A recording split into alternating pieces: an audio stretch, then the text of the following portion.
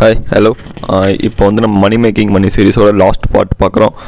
இதுக்கு முன்னாடி நம்ம ஒரு 5-6 எபிசோட்ஸ் வந்து நம்ம பார்த்துருப்போம்.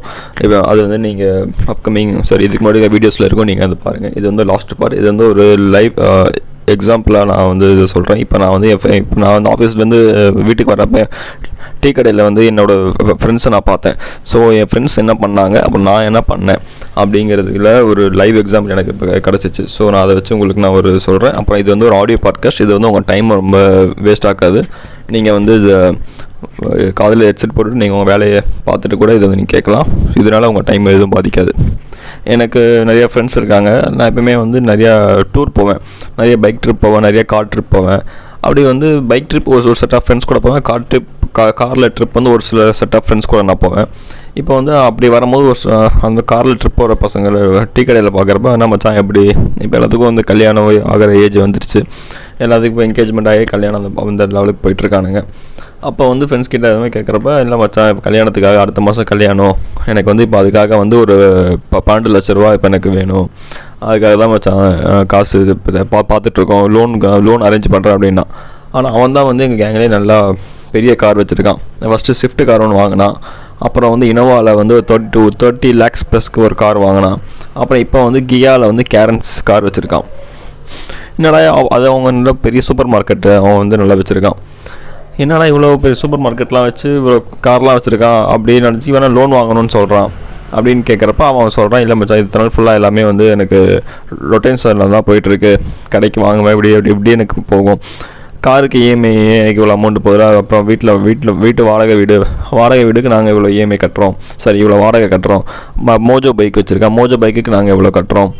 இந்த மாதிரி ஒன்று இஎம்ஐ போகுது. இப்போ கல்யாணத்துக்கு பண்ணோம் இது இஎம்ஐ. அப்புறம் ஐஃபோனோ இல்லை சாம்சங் இந்த ஜூம் அதிகமாக ஜூம் பண்ணுமே S23 S24 அல்ட்ரா இந்த மாதிரி ஃபோன் தான் நான் வச்சுருக்கேன். எல்லாம் இஎம்ஐலே போகுது. அப்புறம் ப்ளஸ் வீட்டோட சாப்பாடு செலவு, பெட்ரோல் செலவு, மற்ற எல்லா செலவுக்கும் நாங்கள் கடையில் தான் இதுமாரி பிஸ்னஸ் தான் பண்ணுறாங்க. அந்த பிஸ்னஸில் இந்தமாரி காசுலாம் எடுத்து இப்படி பண்ணுறாங்க. ஆனால் இப்போ பார்த்தீங்கன்னா ஒரு இன்வெஸ்ட்மெண்ட் இது இல்லாத மாதிரி சொல்கிறாங்க. ஒரு ஃப்ரெண்டு என்ன பண்ணால் அவன் வந்து ஒரு 80,000 கிட்ட சேலரி வாங்குறான். 80,000 கிட்ட சேலரி வாங்கிட்டு கையில் எவ்வளோடா நிற்கிது அப்படின்னு கேட்டால் 5ஆம் தேதியே எல்லா காசும் வேஸ்ட்டாக போயிடுது, எல்லா காசும் எனக்கு செலவாகிடுது அப்படின்னு அவன் சொல்கிறான். எனக்கு ஒரே ஆச்சு, என்னடா பண்ணுறேன்னு கேட்டால் இப்போ தான் மச்சான் ஹார்லி டேவிட்சனில் பைக் வாங்கினேன், எனக்கு அதில் செலவாயிருச்சு, எனக்கு இதில் செலவாயிருச்சு. அவனுமே வந்து ஒரு ஸ்விஃப்ட் கார் வாங்கி வச்சுருக்கான். அப்புறமேல அங்கே லோன் வாங்கியிருக்கேன், இங்கே லோன் வாங்கியிருக்கேன், இஎம்ஐ போகுது. இது எவ்வளோ மச்சான் சேர்த்து வச்சுருக்கேன், என்ன எவ்வளோ இன்வெஸ்ட் பண்ணியிருக்கேன் அப்படின்னு கேட்டால் 0. ஆனால் இப்போ வந்து கல்யாணத்துக்காக இப்போ எல்லோரும் என்ன பண்ணால் கல்யாணம் ஆக போகுது, ஸ்கூல் ஃபீஸ் கட்டணும், அந்தமாரி ஃபியூச்சர் யோசிச்சு இப்போ எங்கள் காசு எதுவும் இல்லைன்னு பயப்படுறானுங்க. ஒரு ஃப்ரெண்டு அவன் எவ்வளோ சம்பளம் வாங்குறான்னு எனக்கு தெரியல. அவன் என்ன சொன்னான்னா 3 லட்ச ரூபாய்க்கு காசு கட்டி ஃபோர்டில் ஏதோ காரை வாங்கிட்டு இப்போ வந்து அந்த காருக்கு இஎம்ஐ கட்டிகிட்டு இருக்கான். ப்ளஸ் ஃபோனுக்கு இப்போ இஎம்ஐ முடிஞ்சிருக்கு மச்சான் அப்படின்னு சொன்னான். பசங்க எல்லாம் இப்போ இந்த மாதிரி செலவு பண்ணிவிட்டு இல்லைன்னா அதாவது தேவை இருக்கிற பொருள் வாங்காமல் ஆசை இருக்கிற பொருளாக வாங்கி குமிச்சிட்ருக்காங்க. இதனாலேயே வந்து அவங்க கையில் காசு நிற்க மாட்டேங்குது. நாளைக்கு வந்து கமிட்மெண்ட்ஸு, ஃபேமிலி, அப்புறம் நாளைக்கு ஒய்ஃப் வேலைக்கு போகிறாங்க போல், இந்த மாதிரி இவ்வளோ செலவு அவங்க எப்படி ஃபேஸ் பண்ண போகிறாங்கங்கிறது நமக்கு இன்னும் அது ரொம்ப கஷ்டம். இவங்களை நான் வந்து பேசிவிட்டு பசங்கள்லாம் எனக்கு நிறைய டைம் அவனுங்க கூட காரில் போகும்போது தோணும், என்ன அவனுங்களாம் கார் வச்சுருக்காங்க, நம்மகிட்ட கார் இல்லை அப்படின்னு எனக்கு தோணும். நான் அப்படியே சும்மா வீட்டில் இருந்து போகலாம், அம்மா கிட்ட. அம்மா சொன்னால் நீ வேணா கார் வாங்கிக்கூடா அப்படியே அம்மா சொல்லுவாங்க. அப்படி நான் கார் வாங்கணும் அப்படின்னா நான் வந்து இஎம்ஐ போட்டு வாங்கணுங்கிற நீட் எனக்கு இல்லாமல் நான் வந்து ஃபுல் கேஷ் கொடுத்து நான் வந்து ஒரு கார் வாங்கலாம். ஆனால் அப்போ நான் யோசித்தேன், நான் வந்து அந்த கார் வாங்கணும் அப்படின்னா நான் வந்து என்னோடய சேவிங்ஸ், என்னோடய இன்வெஸ்ட்மெண்ட்ஸ் எல்லாமே நான் எடுத்து தான் அந்த காரை வாங்கணும். அப்போ என்கிட்ட இன்வெஸ்ட்மெண்ட்ஸ் 0 ஆயிரும். இல்லை நான் இஎம்ஐ போட்டு ஒரு 2 lakhs டவுன் பேமெண்ட் கட்டி இஎம்ஐ போட்டு கார் வாங்கணும் அப்படின்னு கணக்கு வச்சு என் ஃப்ரெண்டு கார் வாங்கின மாதிரி நான் வந்து மாதம் 15,000 10,000னா நான் மாதம் ஒரு 10,000 கணக்கு வச்சாலே நான் வந்து ஒரு மாதம் 15,000 கணக்கு வச்சாலே நான் வந்து சராசரியாக 2 லட்ச ரூபா கிட்ட மாதம் இஎம்ஐ கட்டணும். அப்புறம் காருக்கு பெட்ரோல் வந்து பார்த்திங்கன்னா ஒரு மாதத்துக்கு 1000 ரூபாய்க்கு பெட்ரோல் போட்டால் கூட 12,000 ரூபா. அப்புறம் சர்வீஸுன்னு ஒரு 15,000 20,000 போகுது. காருன்னு இருந்தாலே சும்மா வெளியே போயிட்டு வருவோம். அப்போ அப்படி இப்படின்னு செலவு எப்படி பார்த்தாலும் எனக்கு சாலிடாக ஒரு 3 லட்சம் ஒரு இஎம்ஐலாம் சேர்த்து ஒரு 2.5 to 3 lakhs ஆகிரும். அப்போ நான் யோசித்தேன், ஒரு ஆல்ரெடி 2 lakhs இதை கட்டி EMI கட்டி இவ்வளோ நம்ம சம்பளத்தில் இவ்வளோ இது நம்ம கொடுக்கணுமா அப்படின்னு நான் யோசிச்சு பார்த்துட்டு நான் வந்து காரெல்லாம் வேணாம், ஸோ நம்ம இன்வெஸ்ட்மெண்ட்ஸை கண்டினியூ பண்ணலாம் அப்படிங்கிறது நான் ஜேர்னிலாம் இருக்கேன். இப்போ என் ஃப்ரெண்ட்ஸ் கூட நான் கம்பேர் பண்ணுறப்ப எனக்கு அதாவது நான் டீக்கா 4 பேர்த்த பார்த்தேன். அந்த 4 பேர்த்தோட என்னை கம்பேர் பண்ணப்போ நான் வந்து கொஞ்சம் நல்ல அமௌண்ட் சேர்த்து வச்சு கொஞ்சம் பீஸ்ஃபுல்லாகவும் இருக்கேன்.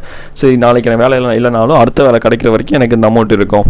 என்னால் இப்போ அந்த வேலையை விட்டு கூட என்னால் இப்போ வந்து ஒரு 1 year வேலை இல்லாமல் கூட இருக்க முடியும். ஏன்னா அந்தளவுக்கு நான் அமௌண்ட் சேர்த்து வச்சுருக்கேன். ஆனால் என் ஃப்ரெண்ட்ஸ்னால அப்படி இருக்க முடியாது. ஸோ என்னோட அதிகமாக சேர்த்து வச்ச ஃப்ரெண்ட்ஸும் இருப்பாங்க. அவங்கள பற்றி எனக்கு சரியாக தெரியல, இப்படி யாரும் இல்லைன்னு சொல்ல மாட்டேன், எனக்கு தெரியல. அப்போ வந்து நம்ம வந்து என்னென்னா, நமக்கு எவ்வளோ சம்பளம் கிடச்சாலும் நம்ம வந்து அதை நம்ம செலவு, நானும் அவங்களோட டூர் போவேன், நானும் என் ஃப்ரெண்ட்ஸ் கூட டூர் போவேன், அவங்களும் டூரும் போகிறானுங்க. ஆனால் பாருங்கள், அவனுங்க காசு எதுவும் சேர்த்து வைக்கல. அப்போ நம்ம எவ்வளோ சம்பளம் கிடச்சாலும் நம்ம வந்து ₹1 ₹2 இருந்தாலும் சேர்த்து வச்சு கொஞ்சம் இன்வெஸ்ட் பண்ணி அந்த பணத்தை நமக்கு மல்டிப்ளை பண்ணுற மணியிலேருந்து நம்ம இன்னும் கொஞ்சம் அந்த மணியை நம்ம வந்து அகெயின் இன்வெஸ்ட் பண்ணி நம்ம மணியை எப்படி குரோ பண்ணணுங்கிறத நம்ம கற்றுக்கணும். நம்ம வந்து உடம்பு இருக்கிற வரைக்கும் நம்மளால் அலைஞ்சு வேலை பார்க்கலாம். இந்த உடம்பு போயிடுச்சுன்னு வைங்களேன், நம்மளால் ஒன்றுமே பண்ண முடியாது. ஸோ நம்ம சும்மா இருந்தாலும் நம்ம பணம் நமக்காக வேலை செய்யணும். அப்படி வேலை செய்கிறப்ப தான் நம்ம வந்து நல்லா கம்ஃபர்டபுளாக உட்கார முடியும். இப்போ வர ஐடியை பொறுத்தவரை ஏஐ வருது, அது வருது, இது வருதுன்னு கிளப்பிட்டு இருக்காங்க. நிறைய ஜாப் லாஸ்லாம் பார்த்துட்ருக்கோம். இப்போ கூட மைக்ரோசாஃப்ட்லேயே 10,000 பேர்த்து தூக்கிட்டாங்க அப்படின்னு. ஸோ இந்த மாதிரி வருதுன்னா நமக்கும் இந்தியாவுக்கும் இந்த ப்ராப்ளம் கன்ஃபார்ம் வரும். ஸோ இருக்கிற பணம் தான் எப்படி நம்ம பண்ணணும் அப்படிங்கிறத நம்ம பார்க்கணும். நாளைக்கு இன்னொரு ரியல் லைஃப் எக்ஸாம்பிள் எங்கள் நெய்பர் கொண்டு வந்துச்சு. அதை நான் உங்களுக்கு நான் ஷேர் பண்ணுறேன். அந்த மணி அவங்க என்ன பண்ணாங்கங்கிறத நான் ஷேர் பண்ணுறேன். ஓகேவா? இந்தமாரி உங்கள் வீடியோ பிடிச்சிருந்துச்சா நீங்கள் வந்து எனக்கு லைக், ஷேர், எல்லாம் சப்ஸ்கிரைப் எல்லாமே பண்ணுங்கள்.